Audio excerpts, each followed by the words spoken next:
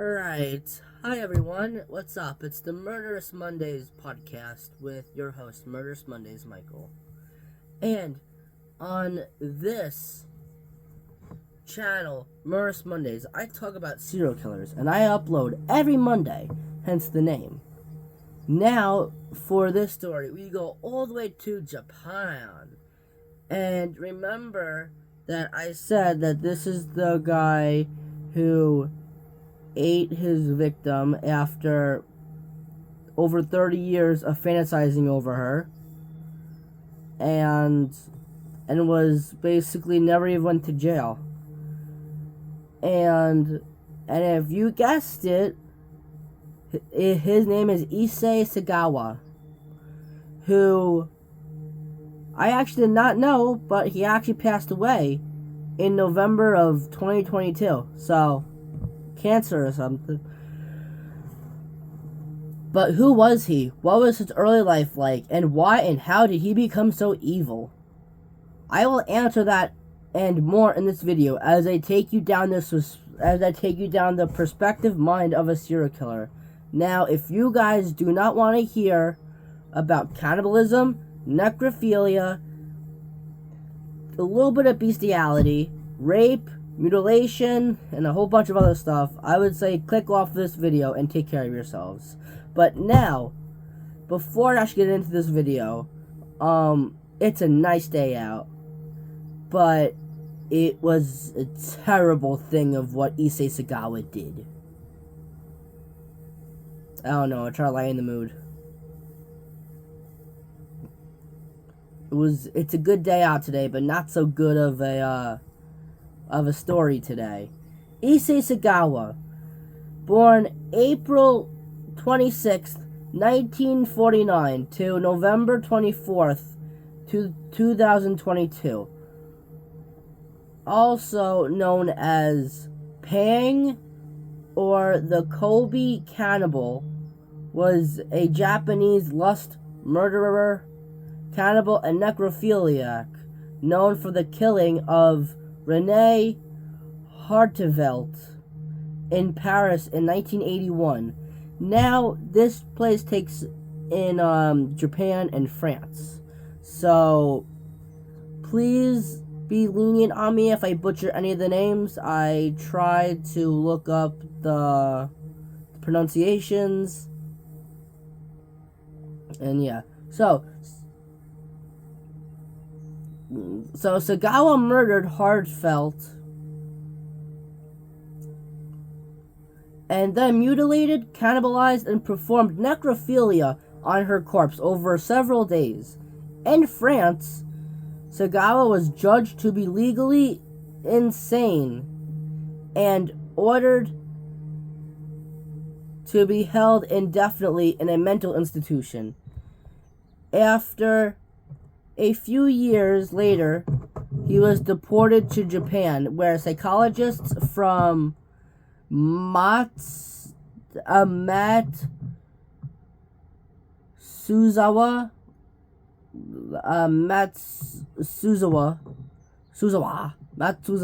Hospital examined him and unanimously concluded that he was sane. He therefore had to be released from the hospital in 1986. Since the criminal case in France had been closed and the court records were not made available to the Japanese authority, Sagawa was not again put on trial and spent the rest of his life in freedom. While this was widely criticized, he became a minor celebrity in Japan and made a living through the public's interest in his crime. Now, his early life. Issei Sagawa was born on April 26th, 1949, in Kobe, Hoago Prefecture, which Kobe Hoago is a place in Japan, to wealthy parents. Sagawa's father, Akira Sagawa, remember, not Tozawa, Akira Sagawa, That's if you guys know wrestling, my other channel. Akira Tozawa is a wrestler. But Akira Sagawa, his father, was a businessman who had served as president of Kurata Water Industries, and his grandfather had been an editor for the Asahi Shimbun, which is some kind of newspaper. Sagawa was born prematurely and reportedly was small enough that he could fit in the palm of his father's hand. He immediately developed enteritis, a disease of the small intestine. Sagawa eventually recovered after several injections of potassium and calcium and saline. Sagawa's fragile health and introverted personality led him to develop a strong interest in literature. Sagawa first experienced cannibalistic desires while in the first grade. Wow. After seeing a male's thigh. In a 2011 interview with Vice, which is a magazine, Sagawa said that reportedly that as a youth he committed bestiality on his dog and experienced cannibalistic desires for women. Sagawa attended Wacko, which he was a wacko, Wacko University, and completed a master's degree in English literature at Kwansei Gakuin University. At the age of 24, while attending Wacko University in Tokyo, Sagawa followed a tall German woman home, then broke into her apartment while she was sleeping. Sagawa's intention was to cannibalize her by slicing off part of her buttocks and sneaking away with a small part of her flesh, but she awoke and, according to Sagawa, thwarted. I don't know what thwarted means. I guess saw his attack and pushed him to the ground. Sagawa was captured by police and charged with attempted rape and did not confess his true intentions to authorities. Sagawa's charges of attempted rape were dropped when his father paid a settlement to the victim. Because remember, he comes from a rich family. In 1977, at the age of 28, Sagawa moved to France to pursue a PhD in literature at the Sorbonne in Paris, France. Sagawa had said that while residing in Paris, quote, almost every night I would bring a prostitute home and then try to shoot them, but for some reason my finger froze up and I couldn't pull the trigger, end quote. Now, the killing of Renee Hartevelt, yeah. On the 11th of June, 1981, Sagawa, then 32 years old, invited his Sorbonne classmate Renee Hartevelt, a Dutch woman, to dinner at his apartment at 10 Rue Erlanger, under the pretext of translating poetry for a school assignment. Sagawa, although, planned to kill and eat her, having selected her for health and beauty characteristics, which he felt he lacked. Sagawa considered himself weak, ugly, and small. He was 145 centimeters, or 4 feet 9 inches tall, which is pretty short. And claimed he wanted to absorb her energy. She was 25 years old and 178 centimeters, or 5 feet 10. That's pretty tall for a woman. After Hartevelt arrived, she began reading poetry at a desk with her back to Sagawa when he shot her in the neck with a rifle. Sagawa said He fainted after the shock of shooting her, but awoke with the realization that he had to carry out his plan after she was most likely dead. Sagawa raped her corpse, but he could not bite into her skin because his teeth were not sharp enough, so he left the apartment and purchased a butcher knife. Sagawa consumed various parts of Hartefeldt's body, eating most of her breast, face, buttocks, feet, thighs, and neck, either raw or cooked, even admitting that he swallowed her clitoris whole, which is the down there area for a girl. Due to her being on her period at the time and him not liking the smell of menstrual blood. While saving other parts in his refrigerator, like... while saving other parts in his refrigerator. I think he's the Japanese version. I think he's Japan's version of the Jeffrey Dahmer. Although he wasn't gay. Sagawa also took photographs of Hartefeldt's body and at each eating stage. Once the remains of her body that he did not consume started decomposing, Sagawa attempted to dump the remains of Hartefeldt's corpse in a lake, which I actually wrote out the pronunciation. It's Bois de Boulogne Park. Bois de Boulogne Park, in France, I think. Carrying her dismembered body parts in 2 suitcases, but was caught in the act and arrested by French police 4 days later. Sagawa's wealthy father provided a lawyer in his defense, and after being held for 2 years awaiting trial, Sagawa was found legally insane and unfit to stand trial by the French judge Jean-Louis Bruguière.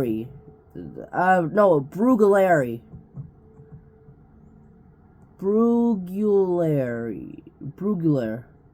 or whatever, who ordered him to be held indefinitely, and who ordered him to be held indefinitely in a mental institution. After a visit by the author Inuhiko Yamato's Sagawa's account. After a visit by the author Inuhiko Yamato, Sagawa's account of the murder and its aftermath was published in Japan under the title In the Fog. Sagawa's subsequent publicity and macabre celebrity likely contributed to the French authorities' decision to deport him to Japan, where he was immediately committed back to the Matsuwaza Hospital in Tokyo. His examining his examining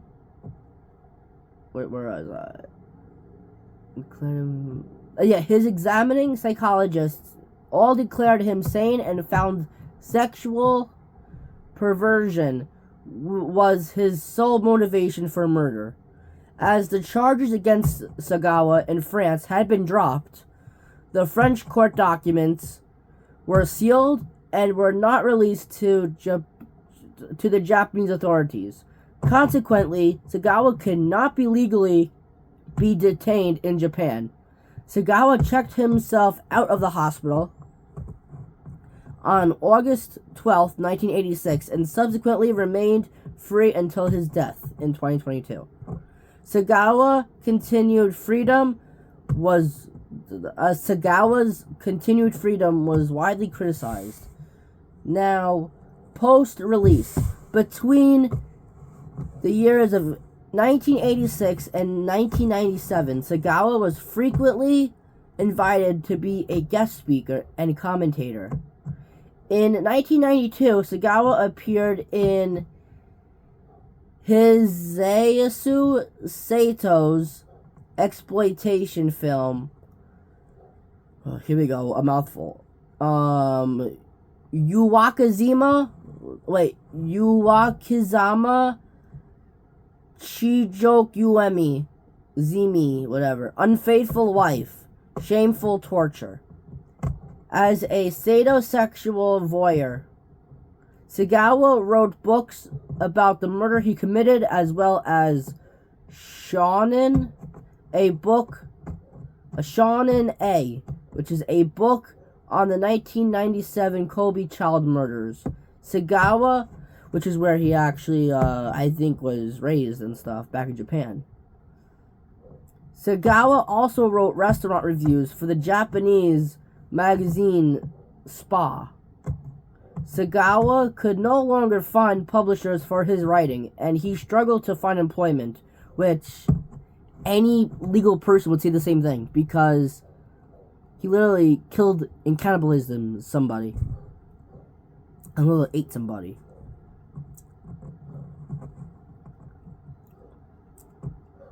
Sagawa was nearly accepted by a French language school because the manager was impressed by his courage in using his real name, but employees protested and he was rejected. Good on their part. In 2005, Sagawa's parents died. I wonder from what? I don't think it says. And he was prevented from attending their funeral, but repaid their creditors and moved into public housing. Sagawa received welfare benefits for a little while. In an interview with Vice magazine in 2011, Sagawa said that being forced to make a living while being known as a murderer and cannibal was terrible punishment, end quote. In 2013, Sagawa was hospitalized from a cerebral infarction, which permanently damaged his nervous system. He later lived alone and needed daily assistance, which was provided by his younger brother or from caregivers. At the time, he claimed to have regretted the obsession. Obviously, he could have made a good life for himself. He died from complications of pneumonia at a hospital in Tokyo on November 24th, 2022, at the age of 73. Now, yeah, that's it for him. But now, before we end the video, I am going to say I'm gonna say a hint. I'm gonna give a hint on my next person who I'm gonna be doing on next Monday.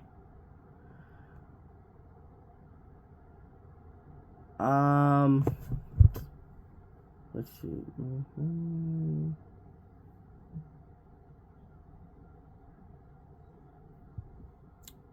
Should do that one or should I do that one? Alright. You know what? Alright. This kid, actually, this black kid got sentenced to death on death row at the tender age of 14 years old by murdering his cousin because, but he claimed that he was just showing her a wrestling move. But people say, I guess, like the examiners who, examined, her body said that her injuries would be, falling out of a 3-story window. Alright, so, and he was the youngest person on death row, so, it can't be, if you know, you know. Give you a hint. His first name, is an old train set company, and his last name is a very famous actor who got murdered in the 70s. 70s? 69, I think. Alright. So, I'll catch you guys in my next video. Please like, comment, and subscribe. Take care of yourself. You know, go outside, touch some grass. And, you know, I'll catch you guys in my next video next Monday. And I'll see you then. Please like, comment, subscribe, and peace.